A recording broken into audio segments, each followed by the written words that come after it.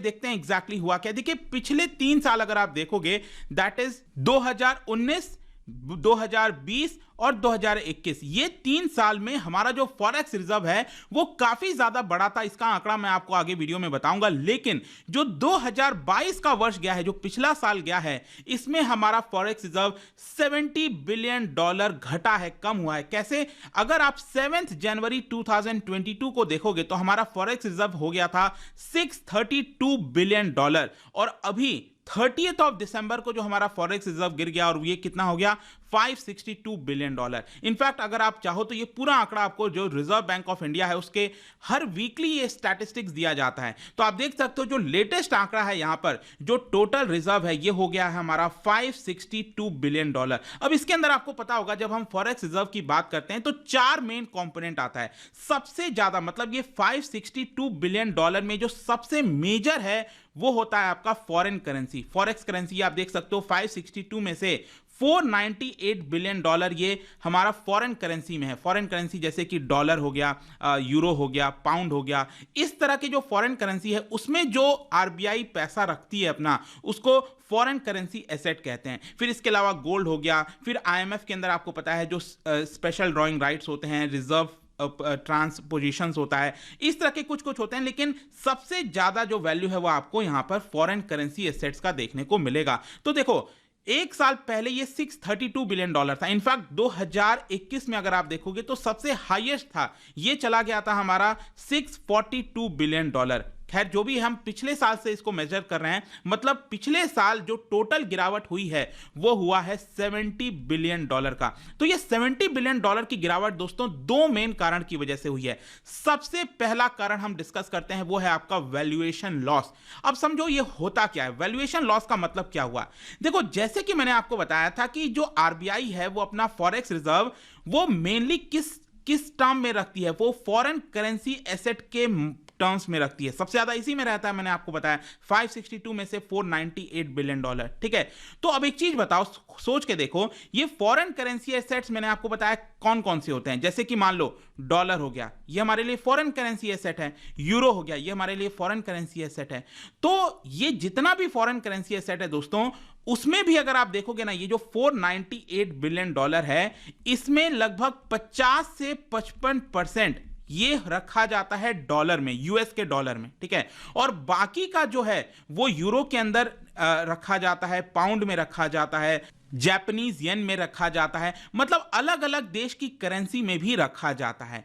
लेकिन आपको याद होगा 2022 में क्या हुआ था, याद कीजिएगा 2022 में जो डॉलर है वो बहुत ज्यादा मजबूत हो गया था। अब डॉलर मजबूत हो गया, इसका मतलब क्या हुआ? इसका मतलब यह हुआ कि जो बाकी के करेंसीज हैं, euro, pound sterling, Japanese yen, ये सारे करेंसी क्या हुए? डेप्रीशिएट हो गए। आपको याद होगा, हम सबको याद है कि ये सारी चीजें डेप्रीशिएट हो गई थी। यूरो भी गिर रहा था, पाउंड भी गिर रहा था, जापानीज येन भी गिर रहा था। तो इसकी वजह से क्या होता है, जो हमने करेंसी एसेट्स यूरो के फॉर्म में रखा था, जो जापानीज येन के फॉर्म में रखा था, पाउंड के फॉर्म में जो हमने रखा हुआ था, ये सारे चीजों की वैल्यू क्या हुई? वो भी तो गिरेगी ना एक प्रकार से। मतलब कि अगर ये करेंसी की वैल्यू गिर रही है तो ओवरऑल हमारा जो फॉरेन करेंसी एसेट्स है उसके ऊपर भी असर करेगा। आई होप कि आप समझ पा रहे होंगे। मतलब कि एक साल पहले मान लो फॉरेन करेंसी एसेट्स की वैल्यू हमारे पास $500 बिलियन थी, मान के चलो, ठीक है। लेकिन इसमें से कुछ ऐसे करेंसीज थे जैसे कि यूरो, जैसे कि येन,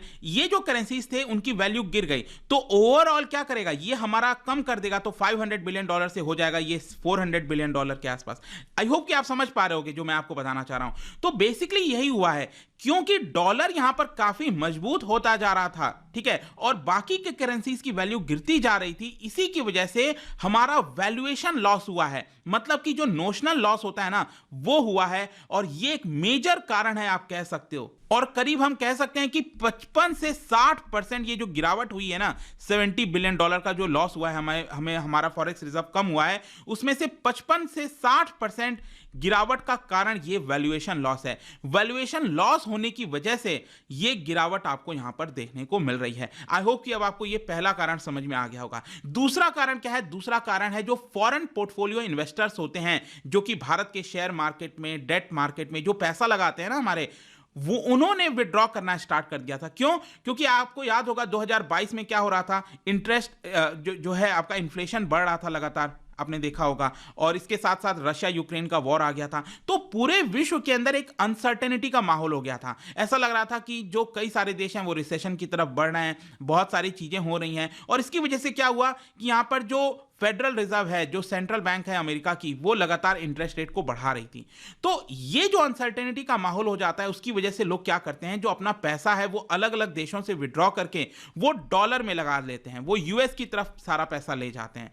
तो जैसे भारत में आपने देखा होगा कि पिछले साल भारत की जो इक्विटी मार्केट है, जो शेयर मार्केट है, उसमें से फॉरेन इन्वेस्टर्स ने 1.2 लाख करोड़ विड्रॉ कर लिए। मतलब भारत के शेयर मार्केट में जो शेयर्स हैं उसको बेच दिए। अब उसको बेचने से क्या होगा, मान लो इन्होंने 1.2 लाख करोड़ को बेचा, अब वो लोग क्या करेंगे, उसको भारत में डॉलर में पहले कन्वर्ट कराएंगे और फिर वो डॉलर अपने देश वापस ले जाएंगे। तो ये जो डॉलर हमारा गया है हमारे देश से, ठीक है, उसकी वजह से क्या हुआ, डॉलर की सप्लाई में कमी आ गई, क्योंकि उनको डॉलर चाहिए था। अब क्या होता है कि ये जो फॉरेक्स रिजर्व है, जो आरबीआई के पास फॉरेक्स रिजर्व पड़ा है, आरबीआई फिर उसका इस्तेमाल करने लगती है। क्योंकि आप समझिए, जब फॉरेन इन्वेस्टर्स हमारे देश से डॉलर ले जा रहे हैं, तो इसकी वजह से क्या हो रहा था, आपने देखा कि हमारा रूपी भी काफी तेजी से डेप्रिशिएट कर रहा था। ये आप देख सकते हो ना, जो हमारा एक साल पहले $1 74 रुपी के आसपास चल रहा था, और आज के डेट में ये 82 को भी पार कर चुका है। ये इसका कारण क्या है? इसका कारण यही है कि डॉलर हमारे देश से बाहर जा रहा है, और इसी की वजह से ये यहां पर फिर आरबीआई ने क्या किया, उसके पास जो फॉरेक्स रिजर्व था $600 बिलियन से भी ज्यादा का, उसमें से आरबीआई ने डॉलर मार्केट में रिलीज करना स्टार्ट किया। तो जब वो आरबीआई मार्केट में रिलीज करेगी डॉलर और रुपी को लेगी, ताकि यहां पर हमारा जो रुपी है वो डेप्रिशिएट ना करे बहुत ज्यादा, इसी की वजह से यहां पर फॉरेक्स रिजर्व भी कम हो गया। और आप देख सकते हो लगभग आरबीआई ने अपने फॉरेक्स रिजर्व में से $54 बिलियन ये यहां पर मार्केट में बेच दिया था। तो इसी की वजह से आई होप कि ये दूसरा कारण आप समझ पा रहे होंगे कि ये हर एक चीज इंटरकनेक्टेड है इकोनॉमिक्स के अंदर। तो एफपीआई विड्रॉ करने से क्या हुआ, एफपीआई विड्रॉ करने से इंडियन रुपी कमजोर होने लगी। इंडियन रुपी को थोड़ा सा संभालने के लिए आरबीआई क्या कर रही थी, फॉरेक्स रिजर्व में से अपना डॉलर बेच रही थी लगातार, ताकि रुपी और ज्यादा डेप्रिशिएट ना करे। तो इन्हीं की वजह से क्या होता है कि हम जो आरबीआई के पास फॉरेक्स रिजर्व था वो लगातार कम होता रहता है। तो ये एक और मेन कारण है। मतलब पहला कारण था वैल्यूएशन लॉस, और दूसरा कारण हो गया एफपीआई विड्रॉल। इन दो मेन कारण की वजह से जो फॉरेक्स रिजर्व है उसमें $70 बिलियन की कमी आई। आई होप कि आपको यह समझ में आ गया होगा।